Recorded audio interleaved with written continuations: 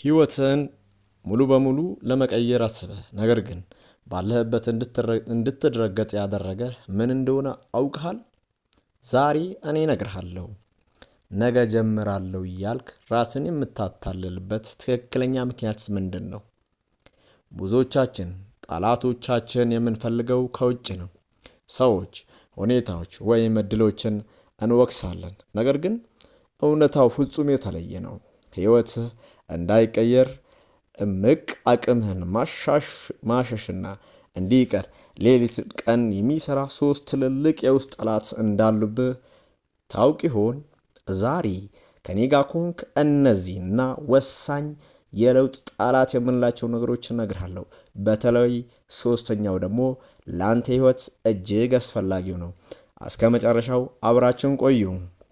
ቻናሉንም ሰብስክራይብ ማድረጉ እንዳይረሱላለሁ።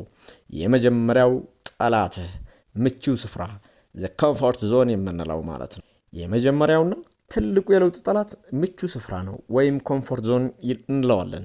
ምቹ ስፍራ ሲባል አልጋህ ላይ መተኛት ብቻ አይደለም። ምንም ስጋት የሌለበት፣ አዲስ ነገር የማይሞከርበት፣ አሮጌውን የተለመደውን የህይወት ዘይቤውን እዚህ ቦታ ላይ ምንም አዲስ ነገር የለም። ህመም የለም፣ ውጥቀት የለም፣ ግን ደግሞ እድገትም የለም። ብዙ ሰዎች ደህና እኮ ነኝ ለምን እደክማለሁ ይላሉ። ነገር ግን አስታውስ፣ ምቹ ስፍራ ውብ ቦታ ሊሆን ይችላል።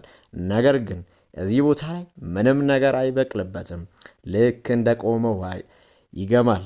እንዴት እንስበረው? ከምቹ ስፍራ ለመውጣት ግዙፍ እርምጃ አያስፈልግህም። በየቀኑ የምትፈራውን አንድ ትንሽ ነገር አድርግ። ሰዎች ማነጋገር የምትፈራ ከሆነ ዛሬ ለአንድ ሰው ሰላምታ ስጥ። አዲስ ክህሎት መማር ከባባድ በቀን 15 ደቂቃ ብቻ ስጥ። ምቾት ማጣት መልመድ ሲጀምር ለውጥ በደጅህ ይቆማል። ሁለተኛው የለውጥ ጠላት ተስፋ ቢስነት ነው። ተስፋ መቁረጥ ሆፕለስነስ እንለዋለን።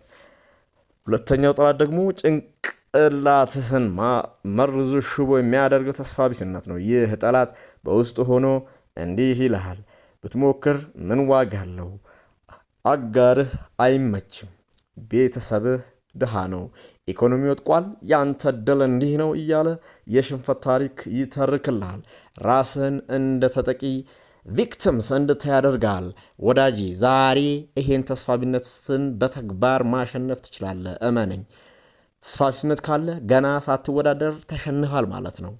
አሁን ያለንበት የዓለም ሁኔታ ጠንካራ ሊሆን ይችላል። ነገር ግን ያንተ ምላሽ ከሁኔታው በላይ የመሆን አቅም አለው።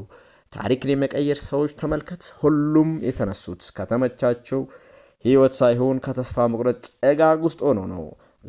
ትኩረትህን መቆጣጠር በማትችላቸው ነገሮች ማድረግ ትተህ ዛሬ አንተ መቆጣጠር በምትችላቸው ነገሮች ብቻ አድርግ።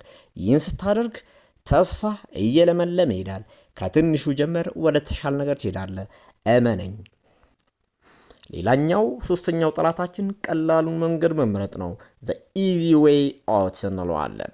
ሶስተኛውና በጣም ተንኮለኛው ጠላት የቀላሉ መንገድ መምረጥ ነው። የሰው ልጅ ተፈጥሮ ሁልጊዜ ድካም የሌለበት ፈጣን ውጤት የሚገኝበት መንገድ ይፈልጋል።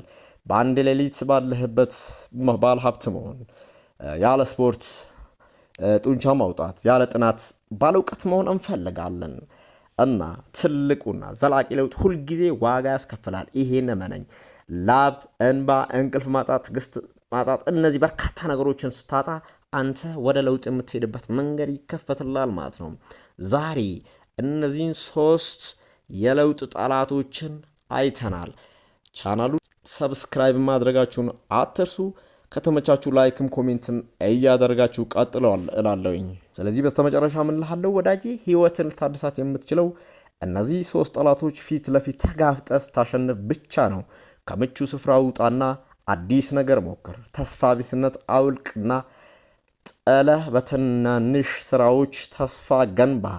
ቀላሉን መንገድ ትተህ ትክክለኛ ዋጋ የሚያስከፍለው መንገድ ምረጥ። አሁን የምርጫው አንተ ነው። ዛሬ ከነዚህ ከሶስት ጠላቶች የትኛውን ለመስበር ወሰንክ? ኮሜንት ላይ አስቀምጥልኝ።